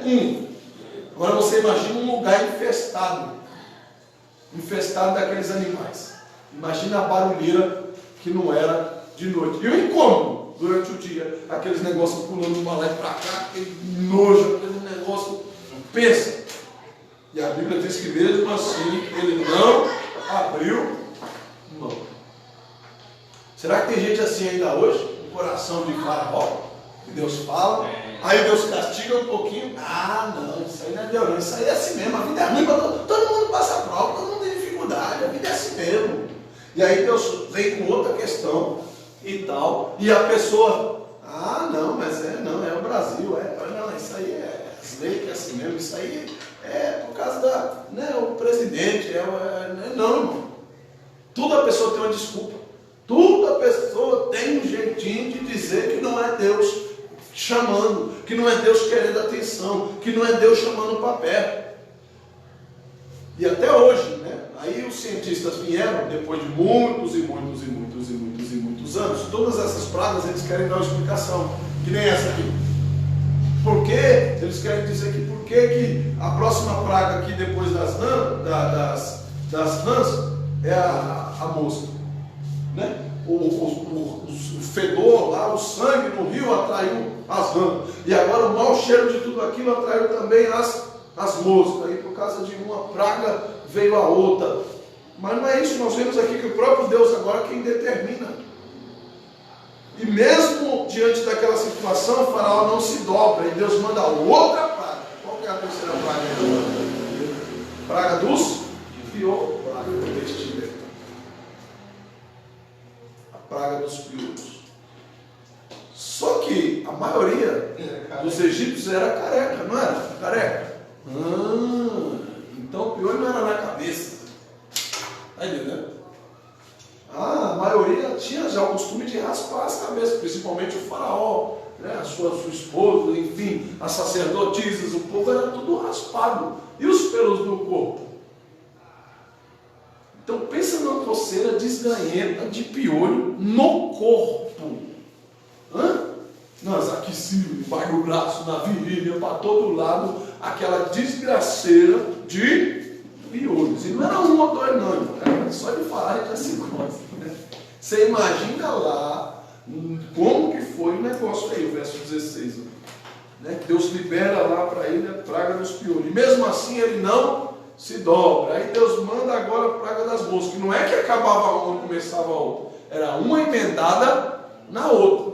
Tá? Tinha rã, mas também tinha piolho. E agora tinha rã e piolho, mas também apareceu o quê? As moscas. Eita lasqueira. Já é difícil lidar com uma praga. Imagina. No 18 diz que os magos eles fizeram. Tentaram fazer, mas não conseguiram, e aí falaram que era Deus, e mesmo assim ele falou. Olha isso, vamos ler. 18 e 19. Os piolhos. 17. E fizeram assim porque Arão estendeu a mão com a sua vara e feriu no pó da terra, e havia muitos piolhos nos homens e no gado. Todo o pó da terra se tornou em piolhos em toda a terra do Egito. Então olha o que virou piolho, o pó da terra. Se tornou em, não é que apareceu o piolho, não. O pó da terra agora se tornou piolho. Não tinha mais poeira no Egito. Toda a poeira do Egito se tornou em piolho. E os magos fizeram também assim com os seus encantamentos para produzirem piolhos, mas não puderam. E havia piolhos nos homens e no gado. E então disseram os magos a Faraó: isso é o dedo de Deus. O sangue lá nós conseguimos fazer, mas piolho já é demais. E isso só pode ser realmente o dedo de Deus. Só que é um Deus que a gente não conhece, porque ela não conseguiu fazer a mesma coisa do lado de cá. Então é uma divindade maior. Então, seu faraó, toma cuidado. E não os ouvia como o Senhor tinha dito. Ele não ouviu agora nem os conselheiros dele, agora ele ouve. Aí sim, o que Deus faz? A praga das moscas, verso 20. E disse mais o Senhor a Moisés: levanta pela manhã cedo e põe-te diante de Faraó, e eis que ele sairá nas águas. E disse-lhe assim o Senhor: deixa ir o meu povo para que me sirva. Novamente ele vai lá tomar um banho, né? O sangue já tinha se esvaído das águas, as águas já estavam purificadas novamente. Ele vai lá tomar o seu banho. Quando ele vai, que ele mergulha, quem levanta, quem está lá? Moisés. Ele vai lá dar o seu mergulho, mas quando ele levanta a cabeça da água, né, que desce daquela, abre o olho, quem está na frente dele? Moisés com o cajadinho lá já. De novo não, Moisés, de novo não. O que você quer agora? Né? Deixa o meu povo ir. Porque se não deixar ir o meu povo, eis que enviarei enxame de mosca sobre ti, e sobre os seus servos, e sobre o teu povo, e sobre as tuas casas, e sobre as casas dos egípcios se encherão desses enxames, e também a terra que neles estiverem. E naquele dia eu separarei a terra de Gozém, e eis que o meu povo habita, a fim de que nela não haja enxame de mosca, para que saibas que eu, Senhor, sou no meio dessa terra. E porei separação entre o meu povo e o teu povo. Amanhã será este sinal. Olha aí a vontade de Deus expressamente de novo, que eu falei lá no capítulo 1, qual que era a vontade de Deus? Separar o povo. Sim ou não? Olha aí agora o próprio Deus falando, ele mesmo falando e declarando que a vontade dele é o quê? Separação. Quero meu povo separado desse teu povo aí. Não tem que ter união, comunhão entre a luz e as trevas. Eu quero meu povo separado. Eu quero meu povo só para mim. Eu quero que meu povo me adore. Eu quero que meu povo me sirva. E outra, enquanto está acontecendo essas pragas aqui no Egito, como que está o povo de Deus? Continua escravo, mas está separado. Você percebeu que as pragas aqui, elas não chegam na casa dos hebreus? Ela não passa por lá? Mas está todo o Egito, tá? Mas a casa de quem está selada, a casa de quem está guardado por Deus, está livre dos enxames, está livre das rãs, está livre dos piolhos, está ruim, está livre das pragas. Entenda que agora Deus coloca expressamente a sua vontade para Faraó, dizendo: se esse povo aí vai ter que separar, de um jeito ou de outro eu vou separar o meu povo. 25, 24. E o Senhor fez assim, e vieram grandes enxames de mosca à casa de Faraó e à casa dos seus servos sobre toda a terra do Egito, e foi corrompida de enxames. Então chamou Faraó a Moisés e Arão e disse: ide e sacrificai ao vosso Deus nessa terra. E Moisés disse: não convém que façamos assim, porque sacrificaríamos ao Senhor nosso Deus a abominação dos egípcios, e eis que sacrificaremos a abominação dos egípcios perante os olhos do nosso... Drejariam eles? Ou seja, eu vou oferecer a Deus essas coisas que já estão consagradas a demônio. Eu estou ficando maluco? Se Deus ia se agradar deles, por acaso? Deus ia receber um sacrifício desse? Você está maluco? Tudo que você tem aqui é consagrado aos seus ídolos, e eu vou pegar agora, eu vou oferecer a Deus. Por acaso você acha que isso iria agradar o coração de Deus? Deus não aceita, não divide a sua glória com ninguém. Deixa-nos ir o caminho de 3 dias ao deserto, para que sacrifiquemos ao Senhor nosso Deus, como Ele nos dira, como Ele tem nos dito, como Ele tem nos falado. Deixa a gente ir caminho de 3 dias. Lá, o 3º dia, nós vamos sacrificar ao Senhor, porque nós vamos estar longe dessa terra aqui amaldiçoada. Então disse Faraó: deixar-vos-ei ir para sacrificar ao Senhor vosso Deus no deserto. Somente que indo, não vades longe. Orai também. Ela está pedindo oração. Vocês não vão muito longe. Porque não é para o povo, não estou liberando o povo para sair ainda não. vocês vão lá para mim, vai fazer uma oração e vocês voltam. Mas quando estiver orando, Não, é comigo. lembra de mim. Olha Deus dobrando já o faraózão aí. Não conhecia Deus, agora já está pedindo misericórdia para ele. Já está pedindo oração ao Deus de Moisés. Enfim, e aí Moisés se compromete em ir e orar. Enfim, no 30 lá, Moisés saiu, né, de Faraó e orou ao Senhor. E fez o Senhor conforme toda a palavra de Moisés. E os enxames de moscas se retiraram de Faraó e dos seus servos e do seu povo. Não ficou uma só, não ficou uma mosca sequer para trás. Mas endureceu o Faraó ainda essa vez o seu coração e não deixou o povo.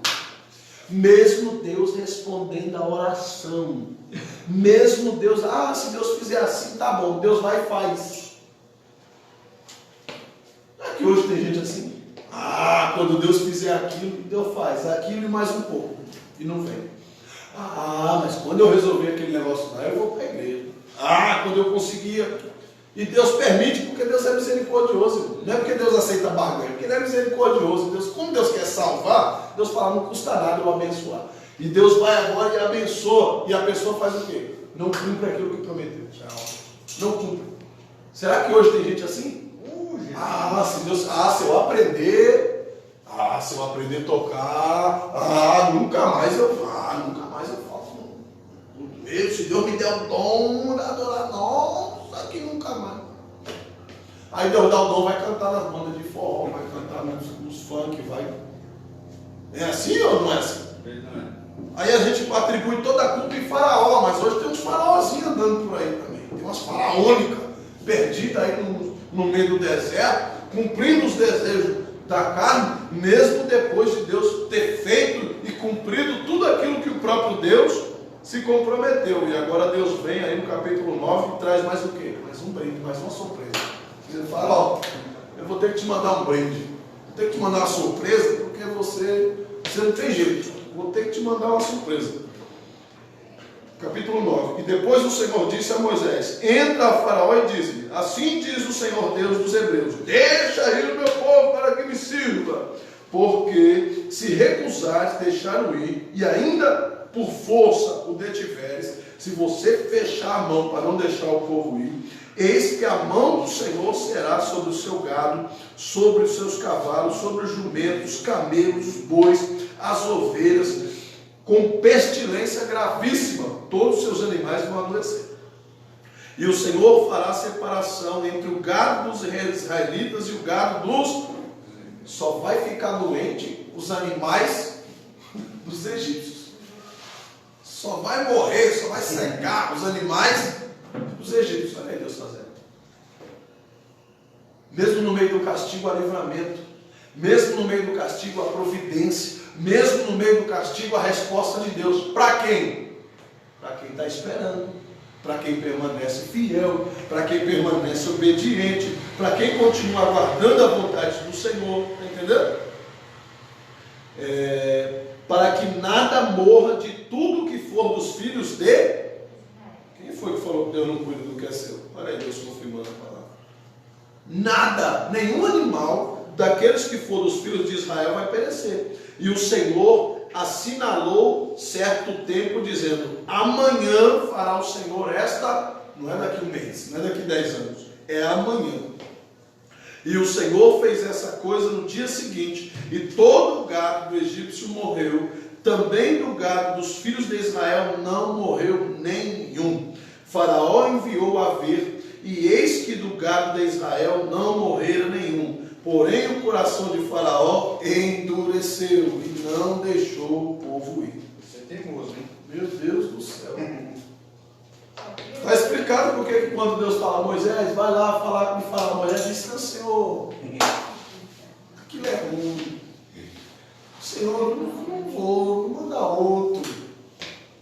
Eu não vou ter paciência de falar com ele. Você vê que o próprio Deus agora está perdendo a paciência com o Faraó. E olha que Deus é paciente e longano.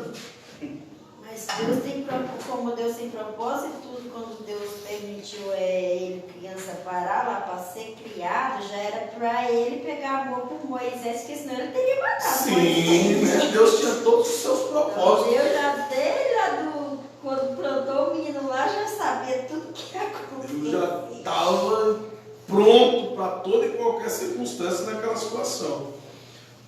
Agora vem lá no verso 8 do capítulo 9, você vai ver lá a praga das úlceras. Então disse o Senhor a Moisés e Arão: tomai os punhos cheios da cinza do fogo, vai lá no fogo que apagou e pega só a cinza, toma nas suas mãos agora e espalhe para o céu diante dos olhos de Faraó. Você vai pegar a cinza, igual aquele efeito especial, você vai pegar a cinza e você vai jogar para cima assim, na frente de Faraó, aquela cinza, para ele ver aquela névoa caindo. E tornar-se-á o pó miúdo sobre a terra do Egito, e tornar-se-á em sarna, que arrebente em úlceras nos homens e no gado de toda a terra do Egito. Já pensou? E assim eles fizeram. Moisés pega aquela cinza, joga para cima na frente do Faraó, dizendo: toma aí o castigo, porque você não liberou o povo, Deus mandou esse presente aí para você. E joga aquela poeira no alto, e quando aquela poeira abaixa, onde aquela poeira atinge, o que acontece? Deu chagas, neles, e aqueles furuncos, agora viram úlceras, aquele negócio agora vira carne viva em todo o corpo deles. Aquilo ali se torna uma chaga terrível. 12. Porém o Senhor endureceu o coração de Faraó e não os ouviu, como o Senhor tinha dito a Moisés. Deus agora não aceita o clamor dele em favor da sua vida, porque o que Deus fez lá com as moscas? Ele ficou atribulado, ele vai e ora, pede para Moisés orar e tal. Moisés ora, intercede, ele permite que Moisés vai sacrificar a Deus. Deus para ele: tá, vou tirar as moscas. E quando Deus tira, ele endurece o coração novamente. Então Deus está dizendo: não pode chorar que agora não tem remédio, não. Pode chorar que não é sem massagem, sem dó agora. Agora você vai sentir e saber que eu estou trabalhando aí contra a sua vida, que eu, Senhor, tenho me colocado contra você. Dá para entender um negócio desse? E a Bíblia diz que mesmo assim ele não permitiu. Agora o verso 13. Então disse o Senhor a Moisés: levanta pela manhã cedo e põe-se diante de Faraó e diz: assim diz o Senhor Deus dos Hebreus: deixa o meu povo ir para que me sirva, porque essa vez enviarei todas as minhas pragas sobre o teu coração e sobre os teus servos e sobre o teu povo. Eu vou mandar tudo de uma vez agora, para você saber que eu não estou de brincadeira.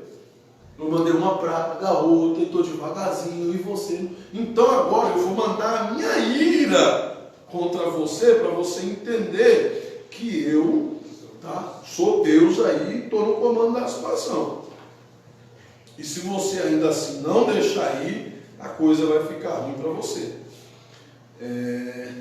Mas deveras que tudo isso te mantive, para mostrar o teu poder em ti, para que o meu nome seja anunciado em toda a terra.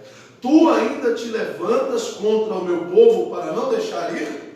Eu fiz tudo isso para você entender que eu sou Deus e poderoso. E mesmo assim você ainda se levanta diante de mim, dizendo que o meu povo não vai. Eis que amanhã, por este tempo, farei chover saraiva muito grave, qual nunca houve no Egito, desde o dia em que foi fundado até agora. O que é saraiva? Fogo, Isca de fogo. Deus está falando que agora vai fazer uma manifestação grande. Agora, pois, envia a colher o teu gado, que o tens no campo, e todo homem, todo animal que for achado no campo, não for recolhido à casa, a saraiva cairá sobre eles e morrerão. Quem dos servos de Faraó temia a palavra do Senhor, fez fugir os seus servos e o seu gado para as suas casas. Olha, os servos de Faraó já estavam temendo a Deus. Quando ouviram a palavra, antes de Faraó dar ordem, cataram o que era seu e cada um foi para dentro da sua casa. Falou: o quê? Deus falou? Sai da frente, que Faraó que se vire com a ira de Deus para lá, eu estou indo embora. Mas aquele que não tinha aplicado a palavra do Senhor ao teu coração, deixou os seus servos e o gado no campo. Então disse o Senhor a Moisés: estende a mão sobre o céu e haverá saraiva em toda a terra do Egito, porque os homens e o gado sobre a terra, tudo aquilo que estiver fora de casa na terra do Egito. E Moisés estendeu a mão e a vara para o céu. E o Senhor deu trovões, e saraiva e fogo corria pela terra. Olha aí, choveu fogo e lambeu a terra, né? Veio enxurrada de fogo sobre a terra. Caiu fogo como se fosse chuva e virou uma enxurrada de fogo no meio do lado deles. Tudo isso Deus fez para chamar a atenção de Faraó. E havia saraiva de fogo misturado entre a saraiva muito grave, qual nunca houve em toda a terra do Egito, desde que veio a ser uma nação. E a Bíblia diz que essa saraiva agora dominou ali a terra e matou tudo que estava fora de casa. Então Faraó, verso 27, então Faraó mandou chamar a Moisés e Arão e disse: essa vez pequei. E eu quebrei a cara. Dessa vez eu dei mancada. Eu pequei. O Senhor é justo, mas eu e o meu povo ímpio. Olha aí. Eu acho que eu dei mancada com Deus. Eu acho que o negócio não é bem não. Eu sou ímpio e o meu povo também. Orai ao Senhor, pois que basta. Deus não precisa fazer mais nada não. Para que não haja mais trovões de Deus, nem saraiva. E eu vos deixarei ir, e não ficarás mais aqui. Então lhes disse Moisés: em saindo da cidade, estenderei a mão sobre o Senhor, os trovões cessarão, e não haverá mais saraiva, para que saibais que a terra é do Senhor. Todavia, quando a ti e aos teus servos, eis que ainda não temeis diante do Senhor Deus, e o linho e a cevada foram feridos, porque a cevada já estava na espiga e o linho na cana. Mas o trigo e o centeio não foram feridos, porque estavam cobertos. Saiu, porém, Moisés de Faraó da cidade, estendeu as mãos aos céus, e cessaram os trovões e a saraiva, e a chuva não caiu mais sobre a terra. Vendo Faraó que cessou a chuva, a saraiva parou e os trovões continuou a pecar. Quando ele viu que parou aquela chuva de fogo, que acabou a graça, ele volta às suas velhas práticas e agravou o seu coração, ele e os seus servos. Assim o coração de Faraó endureceu e não deixou ir os filhos de Israel, como o Senhor tinha dito a Moisés. Ele vai, não, pelo amor de Deus, não, para tudo, não, acabou, não, eu sou idiota, eu sou ímpio, o meu povo é, como eu pequei diante do Senhor, não, para. Mas quando ele vê agora o povo indo, ele não vê o povo saindo, ele vê o quê? O seu lucro indo embora. Ele vê a sua condição financeira ficando ruim, porque você acha que os egípcios iam querer ser escravo dele? Não, ele todavia tratou eles como um povo superior, toda a vida ele tratou eles como um povo que devia ser servido pelos demais. Você acha mesmo que eles iam querer plantar? Você acha que eles iam querer colher? Que eles iam querer fazer tijolo? É ruim de fazer esse povo trabalhar agora. Então o Faraó se arrepende, não, peraí, não posso, meu Deus, e volta a fustigar o povo, traz ali o povo de volta e não deixa o povo ir. Deus manda ainda aí mais uma praga, né, a praga dos gafanhotos, enfim, gafanhoto para todo lado, e aquela coisa toda, e mesmo assim Faraó não se toca, Faraó não se arrepende, mesmo com a praga aí dos gafanhotos.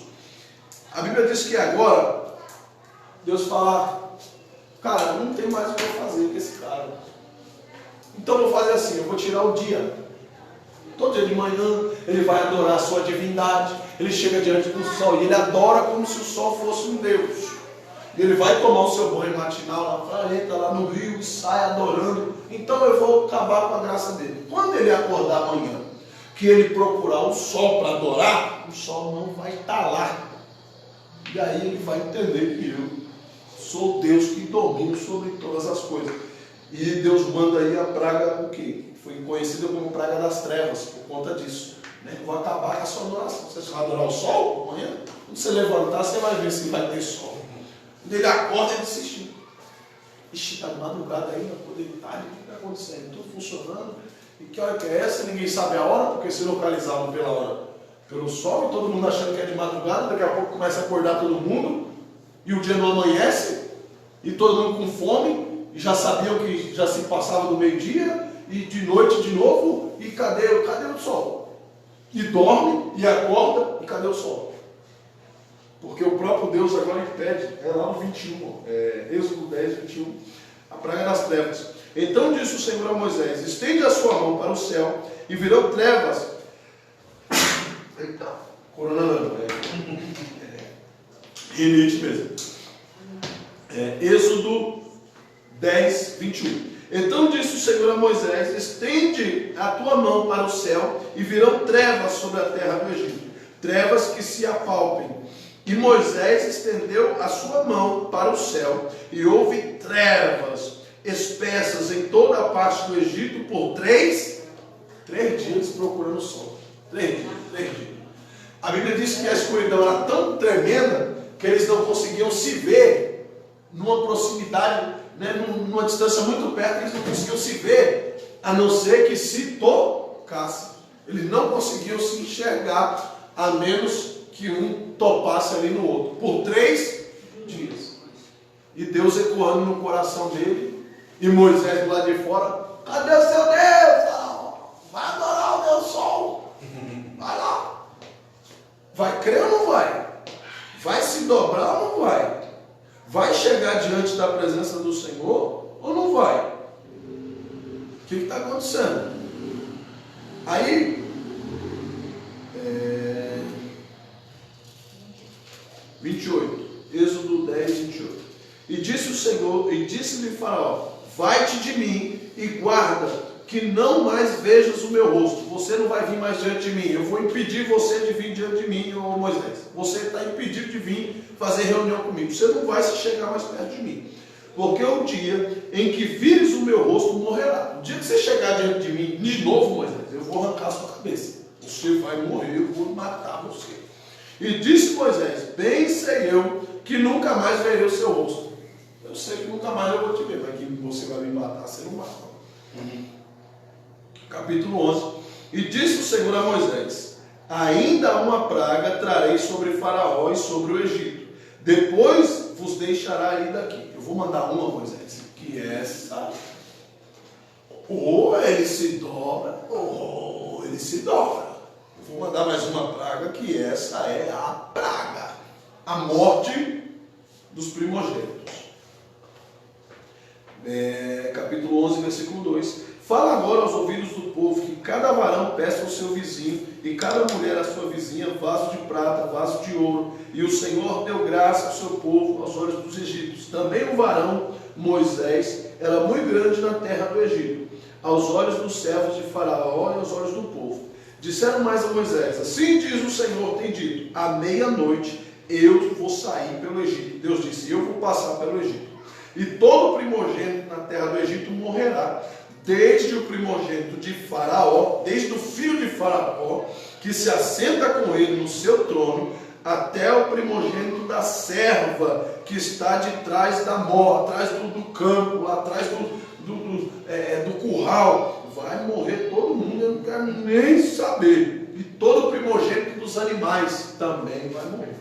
Todo primogênito vai cair por terra. E haverá grande clamor em toda a terra do Egito, qual nunca houve semelhante e nunca haverá. Mas contra todos os filhos de Israel, nem ainda um cachorro morrerá.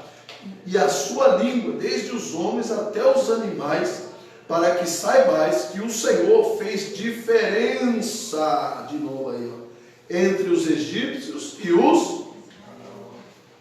Você já entendeu que o propósito de Deus é separar a minha e a sua vida, ou você não entendeu ainda? Então todos esses teus servos descerão a mim e se inclinarão diante de mim, dizendo: sai tu e todo esse povo que te segue as pisadas, vai-te embora daqui. Deus disse para Moisés: quando eu fizer isso, Moisés, ele vai dizer para você: pega o povo e mete marcha e vai embora daqui. Então Moisés fez exatamente conforme Deus tinha ordenado. Disse: olha, Moisés, à meia-noite vai acontecer tal coisa. Mas antes que a morte venha, Moisés, o que você faz? Deus dá a instrução para ele lá no capítulo 12. Você manda o povo a juntar e celebrar a Páscoa. Como assim? Aquela Páscoa que o povo costuma celebrar hoje, aí onde nasceu a Páscoa aqui? A verdadeira Páscoa. O povo vai se ajuntar entre famílias e aí vai repartir lá a carne do animal, né? Vai fazer um guisado. Hoje a gente vai ter costume de fazer churrasco, né? Assado, naquela época era cozido. Tá?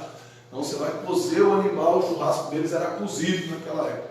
Então assim, fazia lá, decidir comer. Aquele que não tem, você reparte com ele. Agora, o sangue desse animal vocês não vão jogar fora. Tá? Vocês não vão jogar fora. O sangue desse animal vocês vão passar nos umbrais das portas.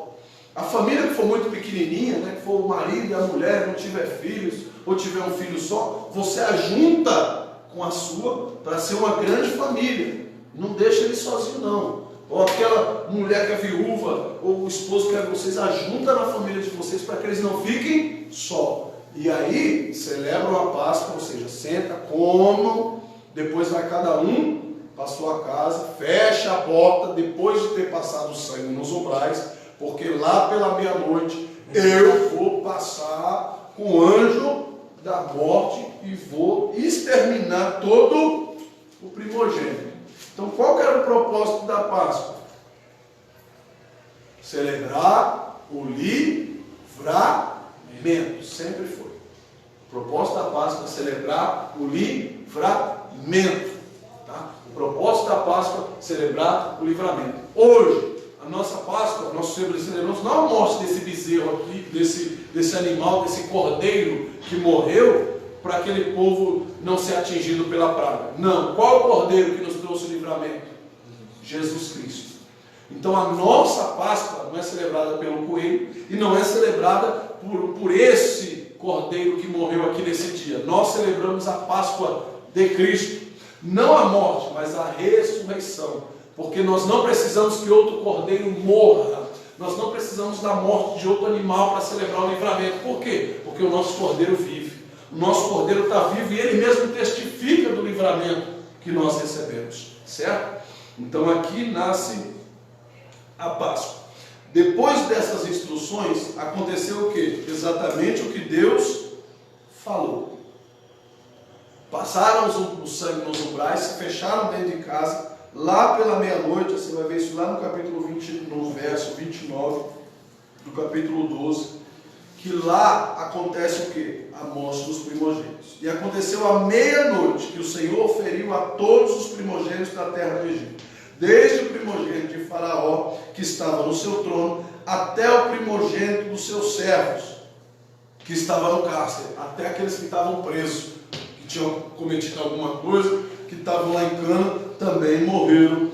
Todos os animais que eram primogênitos também morreram e desfaleceram ali no meio do quê? No meio daquele deserto. Você está compreendendo e entendendo aí o propósito de Deus na vida do seu povo? Você está entendendo aí o livramento de Deus? E agora os primogênitos de Israel? Deus vai separar eles. Deus prepara a saída deles no capítulo 12, verso 37. Deus prepara a saída deles. Eles começam a sair, porque eles foram livres, eles foram libertos daquele mal. E agora eles começam a escoar no deserto. Deus começa a tirar eles dali, a partir do verso 37 do capítulo 12. Nós vamos ver lá a saída dos israelitas do Egito.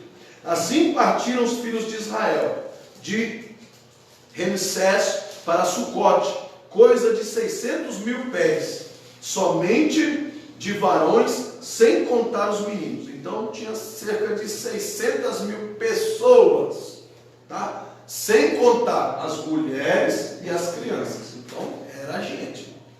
Você põe aqui que no mínimo aqui cada um tinha a sua esposa, porque não foi contado as crianças. Então todos foram contados aqui, eram homens, tinham maior idade. Então a maioria aqui era casada. Você pode duplicar isso de 6.000 para 12. No mínimo, cada hebreu desse aqui tinha um casal de filhos. No mínimo, você joga aí para 24. Tinha aqueles mais ousados, né? Que nem Jacó, que tinha 12. Outros com 7. Aí você vê aí mais ou menos o tamanho dessa conta aí, onde é que vai parar. Certo? E subiu também com eles uma mistura de gente e ovelhas e vacas, uma grande multidão de... Subiu com eles uma mistura de Gente, olha aí os egípcios metendo marcha junto com o povo de Deus. Você viu o que o Deus deles fez aí? O estrago, a bagaça. Eu que não vou ficar aqui com o faraó depois dessa. Eu vou atrás desse Deus aí. Se converterem, irmão. Vou meter marcha para os hebreus. Onde eles forem, nós vamos também. Eles estão separando de nós. Deus mandou eles separar, mas nós não vai separar deles, não. Do jeito que eles andaram, nós vamos andar também. O que eles fizerem, nós vamos fazer. O que eles comerem, nós vamos comer também. Por quê? Porque nós estamos crendo no Deus deles. Olha aí. Quem foi que disse que você tem que fazer o que eles fazem para que eles aceitem Jesus? Quem foi que disse que você tem que se dobrar à vontade deles para que eles conheçam o Deus que você serve? Eles que precisam vir atrás de nós. Eles que precisam seguir os nossos passos. Eles que nos sigam. Eles que venham atrás de nós. Eles que se convertam. Eles que venham. Aí, olha aí, os israelitas. Não, nós não pode ficar para trás não. Larga Faraó. Faraó que fica aí, caíra dele. Vamos meter marcha aí com esse povo e ir embora. E cozeram bolos, asmos da massa que levaram para o Egito, ou seja, fizeram pães, né? Porque não se tinha levedado, porquanto foram lançados do Egito e não puderam deter, nem prepararam comida. Não deu tempo, irmão. O tempo que os filhos de Israel habitam no Egito foi de 430 anos. Olha que eu falei para você. Olha o período que eles ficaram lá. Do dia lá que eles foram escravos, né? Que eles vieram, foram escravizados, até quando eles saíram de lá, por mão forte de Deus, sendo libertos ali do cativeiro. Olha aí o propósito de Deus na vida deles. 430 anos depois. E tinha gente ali que não conhecia mais o Senhor. Mas Deus preparou a libertação do seu povo. Dessa mesma forma eu creio e quero profetizar sobre aqueles da sua família que ainda não servem ao Senhor. Daqueles que ainda hoje são cativos, não importa o tempo de cativeiro que eles estão. Em nome de Jesus eu declaro que as correntes de Faraó serão quebradas sobre a vida deles. Eu declaro que a libertação do Senhor será sobre a vida deles. Você vai parar de correr atrás deles, eles vão vir até você e vão dizer: mãe, pai, eu quero servir o Deus que você serve, eu quero fazer a vontade de Deus assim como o Senhor faz, eu quero obedecer o Senhor dessa forma, porque eu quero esse livramento de Deus também para a minha vida e para a vida dos meus filhos quando eu tiver. Você pode tomar posse disso, você pode tomar posse dessa palavra, porque o Deus que prometeu, Ele é fiel. O Senhor vem falando, o Senhor... que nós precisamos nos separar, mas o separar de Deus não quer dizer que Ele vai deixar os nossos para trás. Ele precisa que nós venhamos nos separar para começar a caminhada, para começar a limpar o caminho para aqueles que vão vir depois de nós. Creia na libertação, creia na transformação, creia na cura daqueles que ficaram para trás, porque o Senhor é fiel para resgatá-los. Amém? Irmãos, vamos parar por aqui. Para descansar um pouco também, é bom, é gostoso, mas cansa, né, irmão? A gente que já vem cansado do serviço, irmão, é complicado. Eu der lugar, eu fico no berço, né? Gosto para lá e paro, mas assim, é cansativo, mas é gostoso. Você viu o quanto de conteúdo que você aprendeu hoje? Nós temos 12 capítulos da Bíblia. Se você senta lá em casa sozinho para ler, você lê o segundo, como que você está? E sem entender nada. Né? Sem entender nada. Que não, nós estudamos 12 capítulos da Bíblia, esses 12 capítulos vão ficar gravados no seu coração. Amanhã pode ser que você não lembre, nem da metade. Pode ser que você não lembre. Mas isso não quer dizer que você esqueceu, nem que você não sabe. Tá? No momento oportuno, a palavra do Senhor diz que o Espírito Santo nos faz lembrar. Não é que você não sabe, é que está guardado para a hora e o momento certo. Na hora que tiver que lembrar, Deus vai fazer você lembrar. O seu papel é o quê? É estudar, é fazer, é estar aí, ó, mastigando. Nos fazer lembrar já é papel do Espírito Santo. Você acha que eu lembro do que eu quero, a hora que eu quero? Não, tem coisa que eu quero lembrar e eu não lembro. Eu preciso pesquisar. Tem coisa que eu lembro sem querer. Eu estou às vezes numa conversa, Deus vai lá e resgata naquela palavra. Lembra? Opa, sabe? É assim que Deus faz a gente lembrar. O fato de nós estudarmos a palavra de Deus não quer dizer que você vai lembrar o que você quer, a hora que você quer. Eu sei capítulos, sei versículos de cor, mas eu não lembro a hora que eu quero. Eu lembro a hora que Deus me faz lembrar. Ou quando eu estou ali naquela meditação, eu começo a ouvir aquela palavra ou ler, e tudo aquilo me vem de volta na memória. Agora não é assim, peraí, não. Você faz a sua parte e Deus faz a parte dele a seu favor. Ok? Quem está acompanhando aí no Face, tem alguma pergunta dos irmãos que estão em casa? Não? Então, amém. O Gerson está aqui por isso. Bora fazer alguma pergunta? Aqui você não faz, né? Tá certo. Vamos orar, vamos agradecer a Deus. 9 horas aí, vamos encerrar. Semana que vem nós damos continuidade. Então deixa eu marcar aqui. Me ajuda aí, Brenda, para não perder depois. Capítulo 12. Nós vamos pegar a parte do livramento, passo 4. Isso. Ok? Vamos orar, curva a sua cabeça, sentado mesmo. Soberano Deus, eterno Pai, nós te louvamos, nós te engrandecemos por tudo que o Senhor tem feito, ó Deus, na nossa vida, por tudo que o Senhor tem nos ensinado, por tudo que o Senhor tem falado. Guarda, Senhor, os nossos corações. Estende, Senhor Deus, as tuas mãos sobre nós. Livra-nos de todo mal. Visita, Senhor, os teus filhos que estão em casa. Manifesta, Deus, o teu poder. Manifesta a tua vontade. Trabalha, Senhor, a favor, meu Deus, do teu povo. Ajuda, meu Pai, o teu povo na edificação. Manifesta, Deus, o teu poder e a tua vontade. Em nome de Jesus. Amém?